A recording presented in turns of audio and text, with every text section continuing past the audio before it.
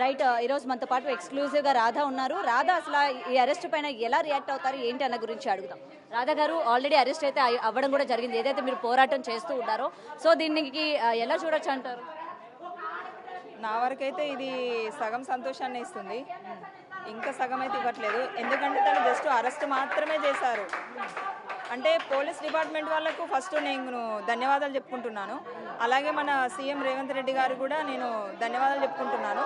ఎందుకంటే వాళ్ళ డ్యూటీ వాళ్ళు చేశారు. ఇంకా మిగతాది చట్టం చేయాలి. అంటే ఇంకా మిగతాదంతా మన కోర్టు త్రో అది మన చట్టం చేయాలి. కాబట్టి రేపటి రోజున ఏం చేస్తుందో అది బెయిలబుల్ అవుతుంది, నాన్ బెయిలబుల్ అవుతుంది, ఇంకేం తెలియదు కదా. అండ్ లాస్ట్ టైం కూడా ఇలానే చాలా సందర్భాల్లో అరెస్ట్ చేసి తీసుకెళ్ళిన సార్ తప్పించుకొని పారిపోయిన పరిస్థితి ఉంది. సో ఈసారి కూడా అలాగే అవుతుందని ఏమైనా అనుకుంటున్నారు? అనుకోవట్లేదు. ఎందుకంటే తన పైన ఒక్క కేసు కాదు, చుట్టూ చాలా చోట్ల, అంటే ఇప్పుడు మా డిస్టిక్లోనే ఒక 2-3 చోట్ల ఆల్రెడీ ఇంకా రేపు ఎల్లుండో కూడా నమోదయ్యే అవకాశాలు ఎక్కువ ఉన్నాయి, వస్తాయి కూడా. సో తను తప్పించుకునే ఛాన్సెస్ అయితే ఇంకా లేదు, నాకు తెలిసి అయితే లేదు. సో ఏదైతే గతంలో మీ పైన చాలా ఆరోపణలు చేశాడు, ప్రూఫ్స్ లేవు, ప్రూఫ్స్ ఉంటే దమ్ముంటే బయటికి రా అని చెప్పి, మరి ఈ రోజు మీరు ఆ ప్రూఫ్స్ అన్నవి బయట పెట్టే అవకాశం ఏమైనా ఉందా, లేకపోతే లీగల్గా ఏమైనా ప్రొసీడ్ అవుతుందా? అంటే నేను లీగల్గానే ప్రొసీడ్ అవుతాను, త్రో మా సార్ ద్వారా వెళ్తాను. ఆజాద్ సార్, సాయికృష్ణ ఆజాద్ సార్ ద్వారా నేను వెళ్తాను. ఇంకేమైనా సలహాలు ఉంటే గురువు గారు. ఓకే. సో ఎటువంటి ప్రూఫ్స్, అంటే మీ మ్యారేజ్ వీడియోస్ కానీ ఆరెల్స్ మ్యారేజ్ ఫొటోస్ కానీ ఏమైనా సబ్మిట్ చేశారు? అంటే తన సెల్లులో ఉన్నాయి. ఓకే. ఎలాగ పోలీసుల అండర్లో ఉన్నాడు కాబట్టి మొబైల్ ఫోన్ స్వాధీనం చేస్తారు. అవునండి, అదే ఆలోచిస్తున్నాము గౌతమి గారు. తర్వాత ఏంటంటే ఇక్కడ ప్లేస్ ఆఫ్ అఫెన్స్ కరీంనగర్లో జరిగింది. విధంగా మీరు వచ్చారు కాబట్టి మాట్లాడతాం.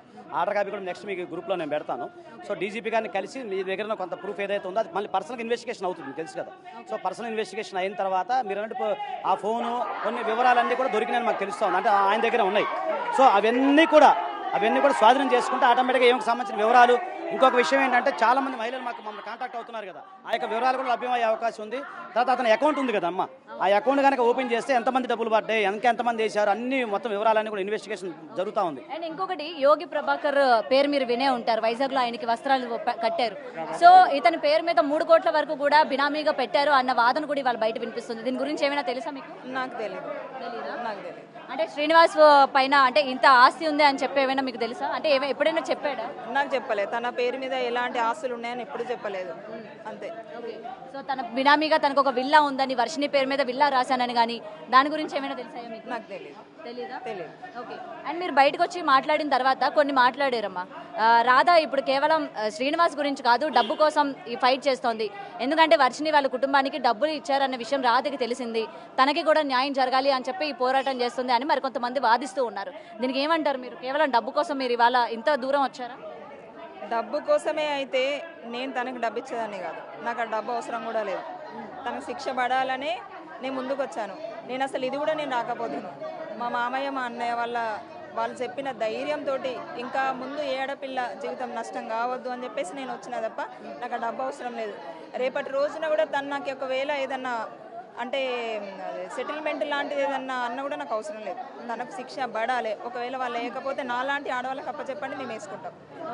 ఓకే. సో మీకు వీళ్ళిద్దరూ పెళ్లి చేసుకున్నారు అని చెప్పి మీకు తెలుసా? మీకు అంటే మొన్న 13th రోజు రిలీజ్ చేశారు చూడు, అంతకు ముందుకు అడిగినాం అన్నట్టు, ఇట్లా రీల్స్ వస్తున్నాయి కదా నిజమేనా అంటే, ఆ దరిద్రుడు ఇట్లా చేసిండు అన్నయ్య మామయ్య అని చెప్పి మా ఇద్దరికి చెప్పింది. తను చెప్పింది. ఇంటికి తీసుకురాలే, బయట టెంపుల్ దగ్గర జరిగింది. ఆ రోజు మాకు కలవలే, ఆ రోజు వచ్చిండట కానీ కలవలే మాకు. తర్వాత మాకేం చెప్పలే. మొన్న వర్షిని గురించి స్టోరీలు రాగా మేమే అడిగినాం అన్నట్టు, మనకి ఇట్లా వస్తున్నాయి, మరొకసారి ఏం జరిగింది ఒకసారి ఫోన్ కలపంటే నా 20 days నుంచి నా ఫోను బ్లాక్ లిస్ట్లో పెట్టిండు అని చెప్పింది. ఉన్నాడు కాబట్టి మా అన్నయ్య వాళ్ళు నన్ను అడిగారన్నమాట. అంటే మాకు కూడా తెలుసు కదా. దాని తర్వాత ఏమన్నది అంటే, ఇట్లా నాకు సుతం ఇలాగే మోసం చేసి బలవంతంగా ఇట్లా చేసిండు, నన్ను చంపుతానని బెదిరించిండు, పెట్రోల్ పోస్తానికి మంత్రాలు చేస్తా అది అని చెప్పి బెదిరించిండు అని చెప్పింది. ఆహా, నీకు సుతం ఇట్లా అయిందా అని చెప్పి అన్న వల్లే, లేదు ఇది మనం ఊరుకునేది లేదని చెప్పి మామయ్య మేము ముగ్గురం కలిసి ఏం చేసినాం అంటే, మనం ఖచ్చితంగా దీని గురించి సీరియస్ తీసుకోవాలి. ఇంకో ఆడపిల్లకి ఇప్పుడు ఇట్లా పోతూ ఉంటే ఇంకో ఆడపిల్లకి సుతం అన్యాయం జరుగుద్ది, నువ్వు ముందుకు రావాలి. వాడు చేసేది ఏం లేదు, వాడు భయభ్రాంతులకు గురి చేసుకుంటూ మనల్ని బెదిరించుకుంటూ ఇట్లా చేసుకుంటూ ఎందరికో అన్యాయం చేసుకుంటూ పోతూనే ఉంటాడు. లేదు నువ్వు బయటికి రావాలని చెప్పి మేము తనని మోటివేట్ చేసి తీసుకురావడం జరిగింది ఇక్కడ దాకా, హైదరాబాద్ దాకా. రాధ గారు వర్షిణికి సంబంధించి మాట్లాడినప్పుడు వాళ్ళ ఇంట్లోని అటు విష్ణు కావచ్చు లేకపోతే హర్ష కావచ్చు నగ్నంగా ఇద్దరిని చూశారు, ఏవో పూజలు చేస్తున్నారు అని అయితే వాళ్ళ పేరెంట్స్ గతంలో మాట్లాడడం జరిగింది. సో ఇలా మీతో ఏమైనా పూజలు చేయడం కానీ లేకపోతే అంటే నగ్న పూజలు చేయడం కానీ దానికి అంటే అడగడం కానీ అలా ఏమైనా జరిగిందా శ్రీనివాస్ మీతో ఏమైనా? నాకు పూజల గురించి ఏం చెప్పేవాడు కాదు, కానీ కాకపోతే ఎవరైనా భక్తులు పిలిస్తే భిక్షాటనకి వెళ్తుండే. సో మా అటు సైడ్ కూడా కరీంనగర్ సైడ్ కూడా వచ్చిండు కాబట్టి నాకు అంతే తెలుసు. అంతే అంతే, ఏదైనా ఉన్నా కానీ పాజిటివ్ అని చెప్తుండే అంతే. ఓకే అంతమించి ఇంకేం లేదు. నేనైతే పూజ అంటే వరంగల్లో అందరు చూశారు కదా, అదొక్కడే చూసాను. ఓకే వరంగల్లో అందరి ముందు చేసిన పూజ మాత్రమే నాకు తెలుసు. ఓకే సో మీ కళ్ళ ముందు ఎవరైనా పూజలు చేయమని చెప్పి లక్షలు ఇవ్వడం కానీ ఏం చూడలేదు? అలాంటి అయితే నాకేమీ తెలియదు. నాకైతే అసలు అలాంటి ప్రస్తావన ఎప్పుడు తీసుకురాలే నా ముందు. మిమ్మల్ని ఎప్పుడైనా వాళ్ళ కుటుంబం దగ్గర తీసుకెళ్లారా ఇలా పెళ్లి చేసి? తీసుకెళ్ళలే కానీ తీసుకెళ్తా అని చెప్పిండు. వాళ్ళ పేరెంట్స్ తోటి కూడా ఒక 2 times మాట్లాడిపించిండు ఫోన్లో, అది కూడా అంతే. రైట్, అయితే ఇప్పుడు ఫైనల్ గా ఎలా ప్రొసీడ్ అవ్వాలనుకుంటున్నారు? నేను లీగల్గా సార్ త్రూ ద్వారానే వెళ్తాను నేను.